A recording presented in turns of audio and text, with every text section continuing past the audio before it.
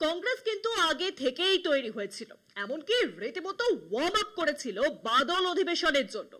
দেশের নিরাপত্তা, অপারেশন সিঁদুর, ভোটার তালিকা সংশোধন, মহিলাদের নিরাপত্তা, এই সব কিছু নিয়ে মোদী সরকারের উপর ঝাঁপিয়ে পড়ার জন্য তৈরি হয়েছিল বিরোধীরা।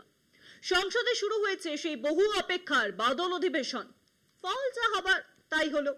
এর আগে রাহুল গান্ধী অভিযোগ করেছিলেন বিরোধীদের বুক চেপে ধরছে মোদী সরকার।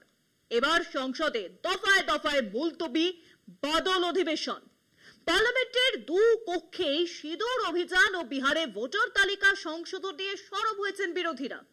সংসদের ভিতরে ও বাইরে বিক্ষোভ দেখায় কংগ্রেস সহ বিরোধী দলেরা। বিরোধীদের অধিবেশনে ব্যাঘাত না ঘটিয়ে আলোচনায় যোগদানের ডাক রেজিজোর। বুধবার পর্যন্ত মুলতবি হয়েছে রাজ্যসভার অধিবেশন। সংসদের দুই কক্ষে বিরোধীদের হট্টগোল। অপারেশন সিঁদুর নিয়ে আলোচনার দাবিতে লোকসভায় হট্টগোল কংগ্রেস সহ বিরোধীদের। রাজ্যসভায় বিহার ভোটার তালিকার প্রসঙ্গ তুলে সরব কংগ্রেস সহ বিরোধীরা। দিনভর বিরোধীদের হট্টগোলে সরগরম থাকলো সংসদের দুই কক্ষ।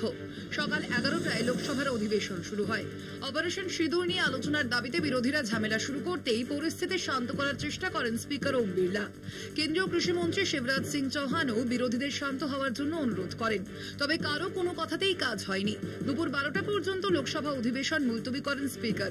দুপুর 12টায় লোকসভায় বাদল অধিবেশন শুরু হলে ফের হট্টগোল শুরু করেন বিরোধীরা। এরপর দুপুর 2টো পর্যন্ত অধিবেশন মুলতবি করে দেওয়া হয়। সংসদের ভিতরে ও বাইরে বিহারের ভোটার তালিকা সংশোধন নিয়ে প্রশ্ন তোলেন রাহুল, অখিলেশ যাদবরা। জগদীপ ধনখড়ের ইস্তফার কারণে এদিন রাজ্যসভার অধিবেশন পরিচালনা করেন উচ্চকক্ষের ডেপুটি চেয়ারম্যান হরিবংশ নারায়ণ সিং। লোকসভার মতো রাজ্যসভাতেও অধিবেশন মুলতবি করা হয় দুপুর 12টা পর্যন্ত।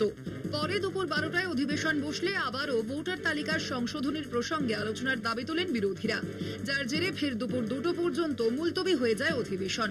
চলতি বছরে বিহার বিধানসভা নির্বাচন। ভোটার তালিকা সংশোধন ও নাগরিকত্ব যাচাই করার ক্ষেত্রে প্রকৃত অধিকার কার, এই প্রশ্নে গোল বেঁধেছে। অন্যদিকে সিঁদুর অভিযান নিয়ে অনেক আগে থেকেই আলোচনার দাবি জানিয়ে আসছেন বিরোধীরা।